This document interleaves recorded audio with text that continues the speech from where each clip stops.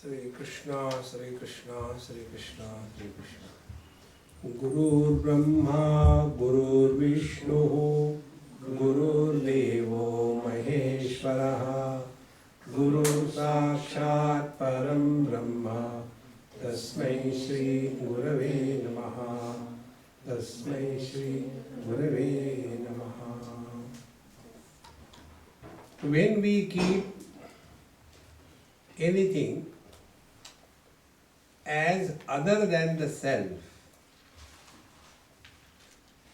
the following things happen. Number one, there will be desire. Number two, there will be anger. Number three, there will be fear. For example, this harmonium is other than me, and I don't have a harmonium. So I will have a desire for the harmonium. I won't have desire for the camera because it is already mine. So the sense of otherness is the seed for all the desires in life. Till such time we recognize this world as other than me, I will be under the influence of the desires. I want this, I want that, I want this, I want that. Until such time we carry the burden of desires, there is no peace, there is no happiness. That is why ultimately when we go to sleep, what exactly happens? We have withdrawn from everything, and the last thing is, I want to sleep. I want to sleep. This is the only thing, intense longing. I want to sleep. When the want and the I disappear, the sleep begins. In the sleep, there is neither desire nor I. Therefore, this sense of otherness that we take it to be real is the breeding ground for all the wars in the whole world. See? Then the second aspect. When we consider ourselves to be limited, therefore someone to be unlimited. So I am with little knowledge. So God is omniscient with all knowledge. I have got little power, Alpa Shaktiman. God is all powerful. I am only limited in this body. God is everywhere. I am conditioned by time. God is infinite. Thus we push the God as someone who is other than the self, the I. And therefore, like we are afraid of someone who is powerful than us. So keep the God away from you and live a life of fearful existence. So keeping the world as other than I, we carry the burden of desires. Keep the God away from us, we will be living under the influence of fear of God. And if our desires are not fulfilled, if we are to live under fear, these two things together create a situation called as anger. See?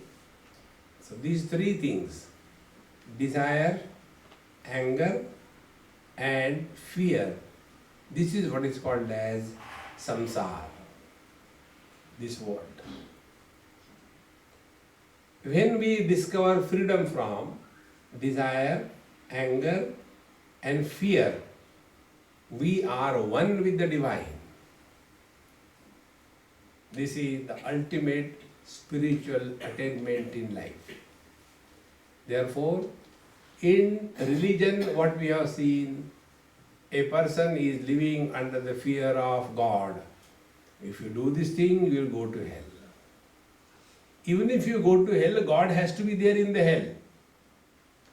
God cannot go anywhere away from the hell because He is everywhere. If He is everywhere, He will be also in the hell. So don't worry, go to hell and call Him there. Therefore, as we talk to the children, we tell them stories because that is all that they can understand. They can't go beyond it. Then we come to the teenage. To them we tell the stories which are emotional, philosophical. But when we come to a balanced person, he can neither be fooled by philosophy nor can be threatened by God. To such a person, the last step in our journey unto Him is called as spiritual life. And in the spirituality, like Gita says, Vedaischa sarvai ahameva vidyaha. There are 3-4 factors to be known as a part of spiritual life. First, what is this world? 2, who am I who is going through joy and sorrows of life? 3rd, who is this God sitting above the clouds, packing the homeopathic doses of high potency miseries and distributing free? And where this drama of the world, the soul and the God is being conducted. These 4 principles, unless they are clear in our understanding, our spirituality is only a fearful existence which can be governed by anybody. Therefore, spirituality is not a fearful mechanical exercise, but it is an intelligent interpretation and evaluation of our every experience of life. So the first thing, the world. When we talk about the world is divided into 2. One is God's creation, second is our creation. A woman is created by God, but out of that woman, so many things are born. When the father looks at the woman, that girl, a daughter is born. When the same woman is seen by the husband, a wife is born. Then the same woman is seen by the son, a mother is born. The same woman is seen by the mother-in-law, a daughter-in-law is born. And who is miserable? Woman is not miserable. So the woman falls in the God's creation, and then the daughter and the sister and the mother-in-law, they are our creation. And who is miserable? Is those who are in our creation. Therefore, what is this world that we talk about? One child asked me this question. Swamiji, when did God create this world? Such a small child, he cannot ask this question. So I asked him, my dear child, who asked you to ask this question? Mummy. Simple. I said, why don't you ask me directly? Why you ask me through the child? No, Swamiji, I was feeling very awkward how to ask you question. See, I said, okay. When you are in deep sleep, snoring away, that time, where you are, number 1, what you are, number 2, and when you are, number 3. 3 things. What object, when time, where space. Where is the time, space and object in deep sleep? We are nobody, we are nowhere, we are never. Because the very concept of time, space and object is a baby of mind. When the mind is enfolded, the space disappears. When the mind is enfolded, the time disappears. When the mind is enfolded, the objects disappear. So where is this whole world? The whole world is nothing but the projection of the mind. See? And how the world enters us? There was a diamond, and 3 people saw that. Only one diamond. A person wanted the diamond, he ran and grabbed it. He was very happy. The other person also wanted, but he could not get. He became miserable. The third person never was interested in any diamond. So he was indifferent. So object is the same. 3 interactions created 3 worlds. One world of happiness, other world of misery, third no world created. So where is everything? Everything is only our mind alone, friends. See? You all must have experienced sometime. You get up from the sleep and you are so cheerful and happy and fresh. And you get up and something happens suddenly in the house. Something breaks like that. And then the children are afraid, oh God, now dad is going to scold. But then you say, come on darling, never mind, it happens, okay. And the child is surprised, what is wrong today with the dad? Normally he is a Hitler. Today what is wrong with him? He is talking so sweet. And you are also surprised. How come today I did not react? See friends, as is the quality of our mind, so is the world around. See friends, therefore spirituality means working on the mind. When we mind our mind, we are walking the spiritual path. How much time and energy we spend in taking care of the house, furnitures, crockery, spoons, clothing, food, calories. See?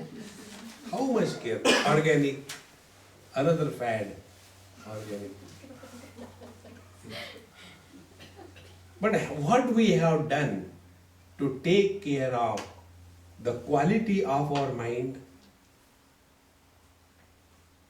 for us, because there are thoughts erupting in the mind, we are thinkers. It is something like, because there are trees, it is a garden. No, it could be jungle also. Both the places, jungle and the garden, there are trees. The difference is, when we go to the jungle, we are not happy. It's a frightful experience. But when we go to the garden, it's a joyful experience. Both the places there is vegetation. The difference is, in the jungle or the forest, vegetation is wild. And in the garden, every plant is selected, planted, pruned, protected, manured, taken care of. And all unwanted weeds are removed.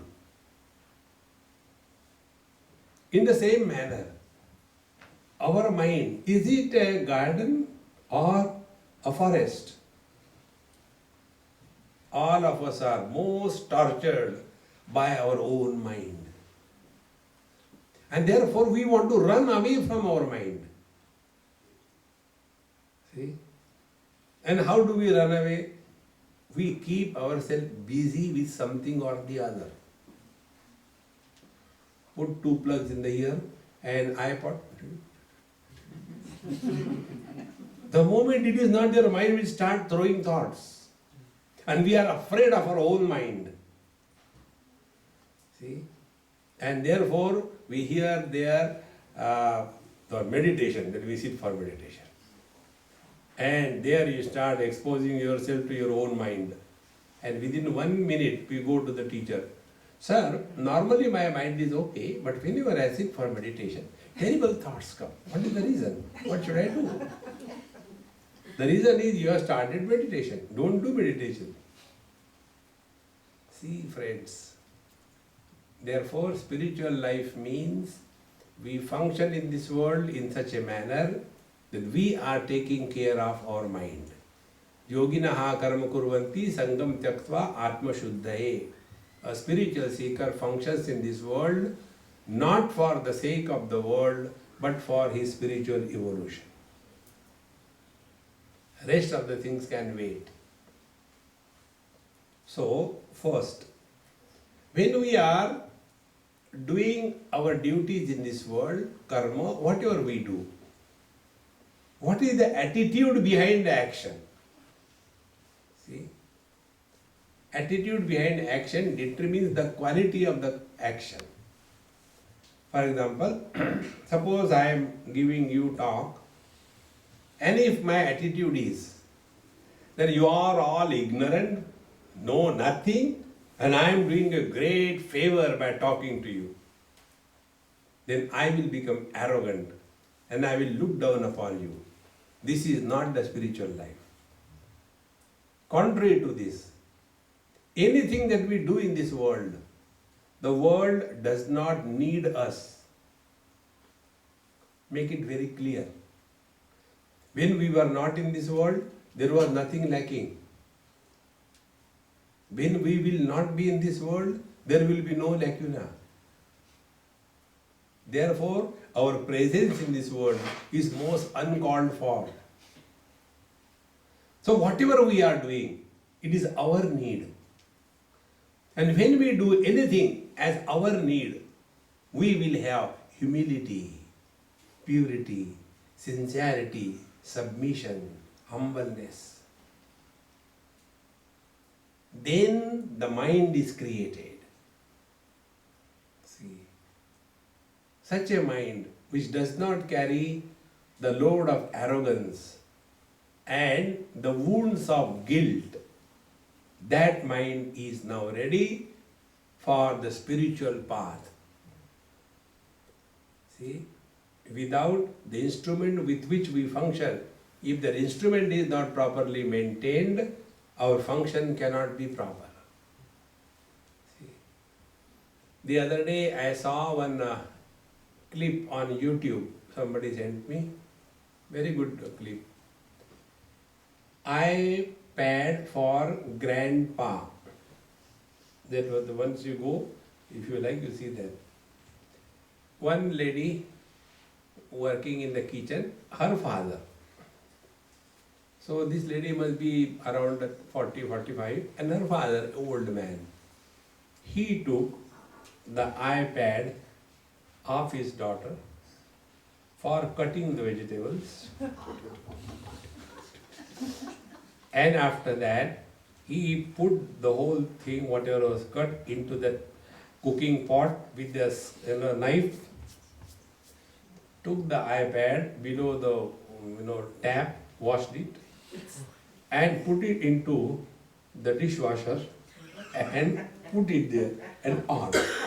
And the daughter is looking, my God, what is fellow is doing? See? So any instrument that we use, we take so much of care. How much care we have taken of our mind. See, friends, when we start working on the mind, we are walking the spiritual path.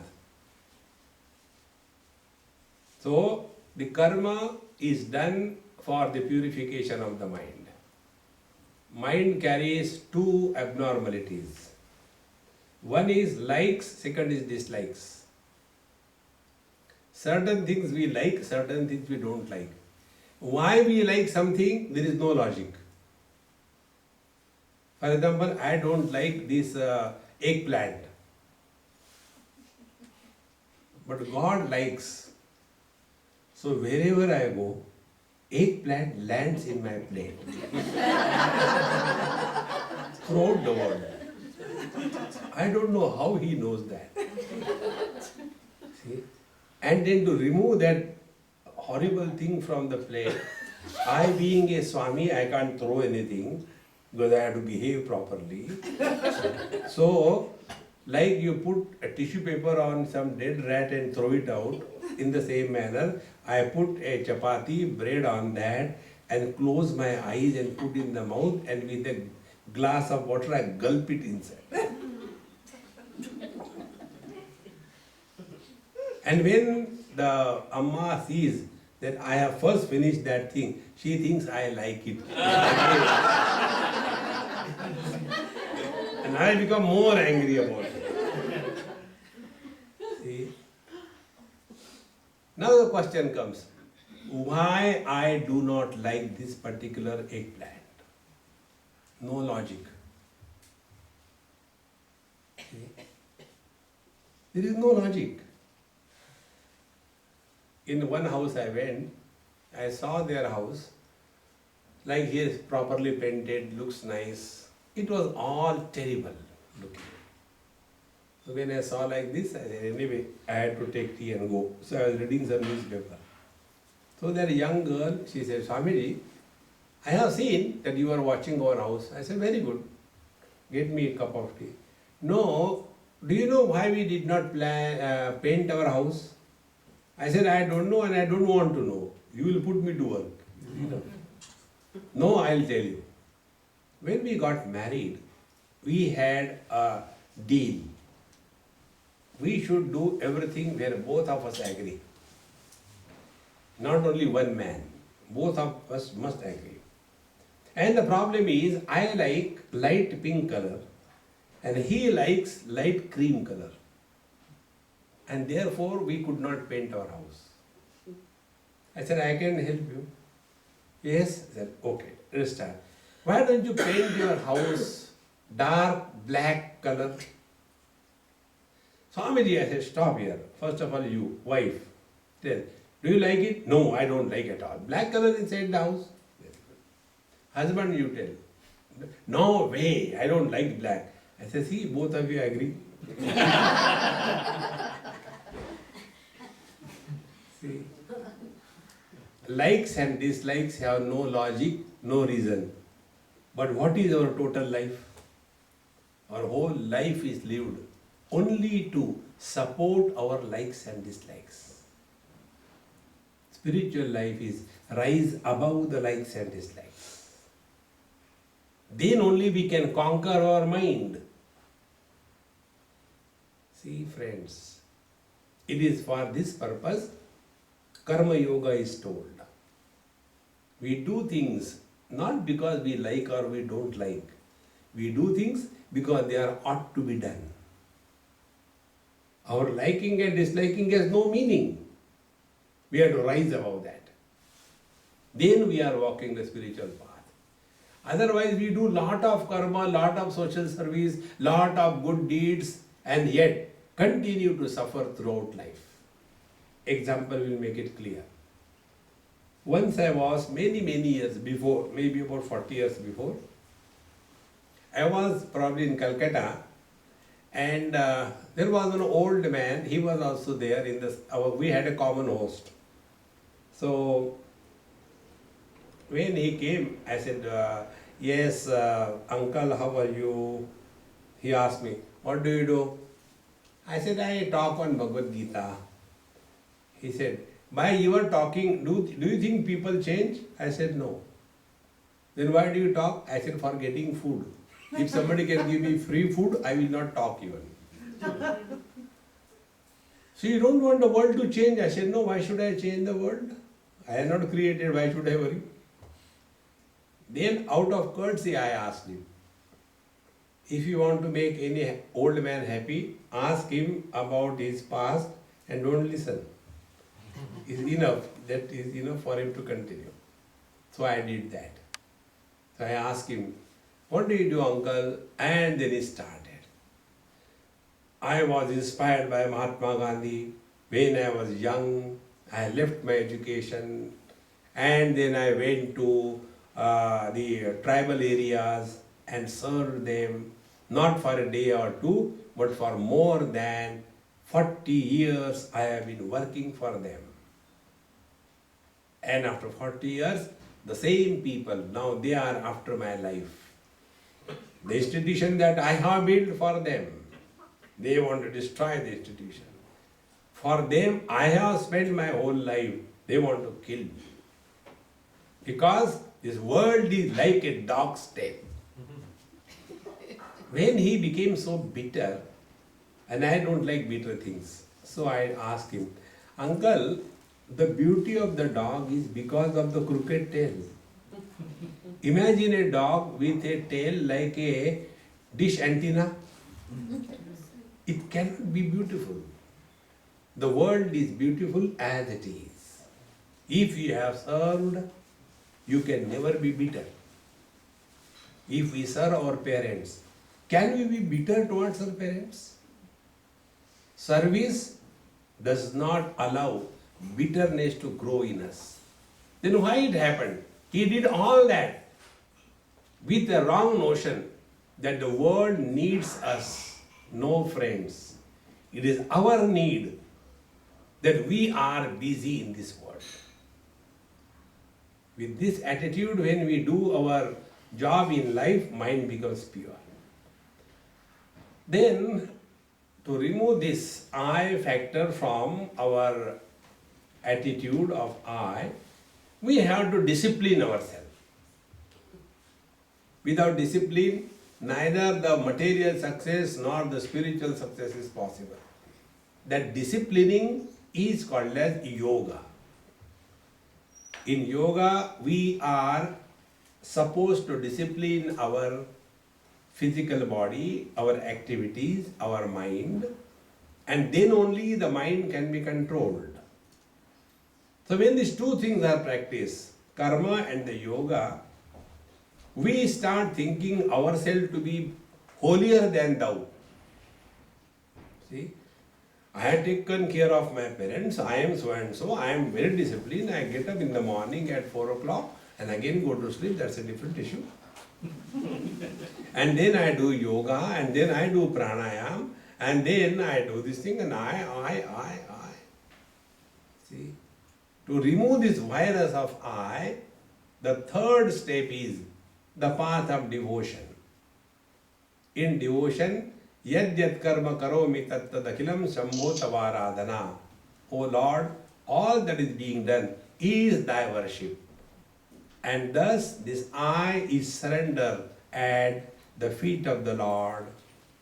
So by karma we purify our mind, by yoga we discipline our mind, and by devotion we make our mind single pointed to the divine will. Such a pure, disciplined, single pointed mind naturally leads to inquiry as to who am I? Where from the world has come? Who is the creator of this world? And when this inquiry is kindled, then our inquiry goes, what this world is? Is this world real or an appearance? And when we thus go deeper and deeper in the analysis of our every experience, we come to know that every experience has got three components. One is the object of experience, second is the experience of the object, and third is the experiencer of the object. Out of these three, the experienced object keep on changing. The experiences keep on changing, but the experiencer remains the same. Like this is a light, object number one. Experience that it has light. Then the second one. This is another light, but the light is dim. Second experience. So both the experiences are known by one common eye. So objects are many, experiences are many, but the experiencer is one. And if the experiencer is not there, experience and experienced object cannot exist. Therefore, the support of every experience is the one who is experiencing. Then the question comes, who is this I? Think. And then we are told, oh, we are not the eyes, we are not the nose, we are not the mind, but we are the embodied, the soul. This is what we were told in the religion. We are the soul. And we take it for granted we are a soul. Find out what do you mean by soul. See? And then inquiry begins. Is the soul one per head, or one reality is alone expressing through all the bodies? The first proposition is easy, and therefore majority follow that. If I do the sin, I go to hell. If I do the merit, I go to heaven. If you do sin, you go to hell, you go to heaven. In this manner, we keep ourselves separated. It is here we go wrong. There is no one soul per head. There is one reality expressing through everything and being. Something like this. There are 5 bulbs in this. So 5 is multiplicity, many bulbs. But in them, light is one. And behind all the 5 bulbs and the light, there is one electrical energy. So one energy, the light, the electricity, is functioning through 5 bulbs. Therefore, it appears as if there are 5 things. No, structures are 5. But the light, the functions is one. They are not 5. See? Now apply this principle. Mind peeping out of the eyes is called as vision. The same mind coming out of the ears is called as hearing ability. The same mind coming out of the nose is called as poking ability. We poke our nose every day. So there are not 5 minds, only one mind. See, friends. So one mind coming out of the 5 sense organs appears as if it has become 5, but the 5-ness is on account of the 5 gadgets which are fixed to the mind. Exactly the same way, one absolute conscious reality, when it functions through the man's body, beard comes out. Because of that, the supreme conscious reality is not masculine. The same conscious reality functioning through a woman's body have different qualities of expressions. That doesn't mean that the conscious reality is feminine one. See, friends. And when one bulb becomes fused, nothing happens to the light in other bulbs and nothing happens to the electricity.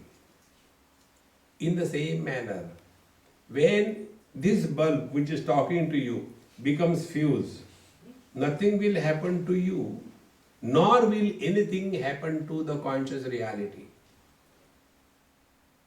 So we are not individuals.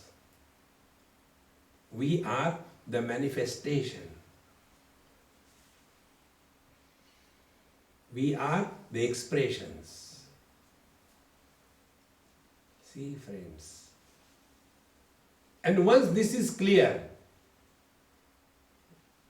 whole quality of life will change. It is something like this. Take your personal experience. When eyes are open, then only vision becomes functional. Suppose your eyes are open, but the mind is not behind the eyes. It happens many times. So we don't see, don't observe anything. So when the mind is coming out of the eyes, vision happens. When the eyes are closed, vision disappears. So whether the eyes are open, vision is there, or when the eyes close, vision is not, does it make any difference to the mind? When the eyes are functional, mind peeps out as vision, we know seeing is happening. But suppose the eyes become bad, they become non-functional, there is no vision, that time also we know that now there is blindness. So the one who is expressing as vision, this mind, does not get influenced by the presence or absence of the vision. Think. Similarly, the conscious reality expressing through different gadgets, the expressions are different. Like electrical energy functioning through the bulb, expression is light. The same electrical energy functioning through the fan, expression is movement.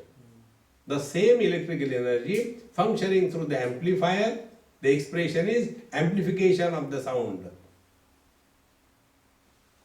In the same manner, this conscious reality expressing through the stones and the bricks, expression is inert existence. The same reality expressing through the plants, expression is existence plus life. The same conscious reality, the third gadget is animals. So existence, life and knowledge. And the same conscious reality expressing through the human body, existence, life, knowledge and bliss. Because of these differences in the gadgets which are fixed, the conscious reality does not become many or different. It is one and the same. He whose understanding about spiritual life is this, he will never get lost, I versus you. See, will the mind have biasness toward one particular sense organ? For the mind, all the sense organs are same. Similarly, the one with abiding in the absolute conscious reality, for him, everything is the same. Name dveshosti na priya. Nothing I hate nor I love anything. See, friends, now be very attentive. When this manifestation of light from the bulb is temporarily switched off, now I am taking you till deeper, be very attentive. We switch on the light and the light comes in the bulb. Then we switch off, the light goes. Again we switch on, light comes. Again we switch off, light goes. We do it for n number of times. Now the question is, light number 1, L1, is it equal to L2? Is it equal to L3? Is it equal to Ln? Or what it is equal to? Think. We dreamed so many times in our life. So many dreamers. Have we ever written autobiography of a dreamer? In one dream I was a guru. The other dream I was a thief. In the third dream I was a truck driver. In the fourth dream I was a teacher. So do we write our autobiography? Why we don't write? Because in every dream there is a separate dreamer. And these dreamers have no relation of whatsoever kind. If this is true with reference to the dreams, it is equally true with reference to the waking experience. Yesterday's you and today's you cannot be the same.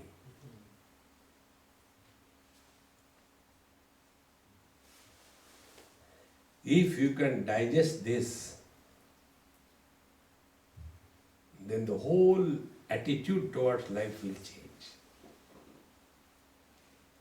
When we talk about ourselves, what do we talk about? Only the total past is brought together in the present. One day I was traveling somewhere and one person came and he said, Swamiji, I am very happy you are with me. Now you can tell me certain things. I thought, my God, this fellow is going to eat my head now. So I told him, I said, look here, I am doing japa, Lord's name chanting, therefore I don't talk. You tell me about yourself.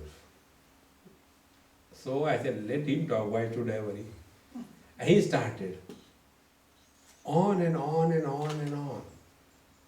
And in between, when I used to see that his spirit is low, I used to say, really? And then again his spirit comes. And thus he continued. So many years story he told me. And then my children told, Dad, you are not well here because here too much of humidity. You go to Delhi, it will be better. And they put me in this train. Really? Then what happened? Then I met you. Really? Then what happened? You asked me to talk about myself.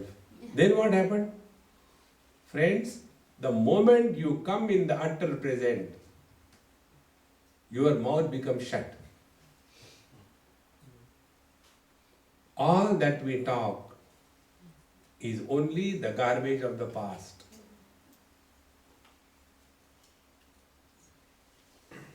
You know this garland which was given to me, if you see that garland, if there are 100 flowers, garland will be very long. If there are 50 flowers, garland will be small. If there is only one flower, can you make a garland out of one flower?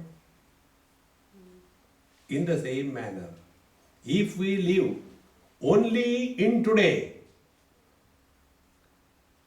your ego disappears. Because what is ego? Ego is nothing but the summation of our total past. Therefore, all the spiritual practice is to discover yourself. As to who am I? See, when we talk about our childhood, be very attentive. One elderly man asked me this question in Varanasi, in India. He says, Swamiji, you are very much insisting never to talk about our childhood or our experiences in the past. You please explain me why we should not talk. I said, look here, uncle, if we learn from our experiences, then those experiences are not a burden. But if we are carrying the burden of our past experiences, we are suffering and getting lost in those memories. Another reason why we should not talk. Childhood belongs to whom? To the body or to you? No man or woman ever feels that I am grown up. For the first time when you are addressed by a child, Auntie, what is the time? We get the first shock of our life. Don't call me auntie. See? The second shock we get in our life, when for the first time we are addressed, Grandpa, please come. Don't call me grandpa, call me uncle. Because we don't experience, we are growing. So what we are doing? The old identification with that body which is no more, we hold on to that. It is only imagination, friends. Thus, come to discover our identity is not the manifestation, but that which is manifesting. When the eyes become blind, nothing happens to the mind. Mind remains intact. In the same manner, when the mind discards this body, as in deep sleep, our mind is no more owning this body. Yet the body continues. See, friends. And when we again get identified with the body, again the story begins. This illusion of continuity is called as ego. Therefore, one of the most important spiritual practices is live in the utter present. Don't ask anybody about their past. Don't talk about your past. But what we do, I tell one of my friends, Arvind bhai, do you know, I never told it to anybody, but don't tell anybody, okay? Because you are my special friend, I am telling you. He didn't ask. I am only telling you. Okay, thank you. I will not tell anybody. But he also has got one special friend. To that friend he tells, don't tell anybody. Swamiji told me not to tell, but you are my special friend, therefore I am telling. And it goes on, and then it comes to my special friend. And he tells me, Swamiji, you are my special friend. What people are talking about you? What happened? They are talking about you that you have committed a number of murders. Who told you? Everybody knows. Now how everybody knows? From me only it started. Nobody is interested in us. Don't talk about yourself. Don't ask anybody about themselves. Then what will you talk? Oh, today weather is very good, Weather, bright sun. Now these topics do not create sin or merit. Talk on nature. Talk on government. These talks are meaningless. Like meaningless. In the same manner, these talks are meaningless. And thus protect yourself from yourself. And when you consciously stop bringing the past and the future in the present, then you start living in the utter present. Present without past and the future is presence. That presence we are.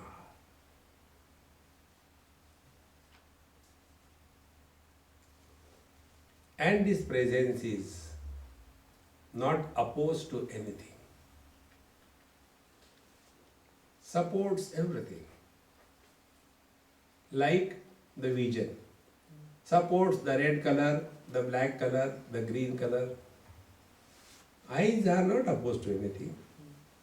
The ears, they are not opposed to any sound. Whether Lord's name or an abuse. Whether glory or condemnation. Both are illumined by the ears same way. Similarly, the mind supports all thoughts, noble, ignoble, divine, devilish. All thoughts are supported by the mind. But the mind is beyond them in the same manner.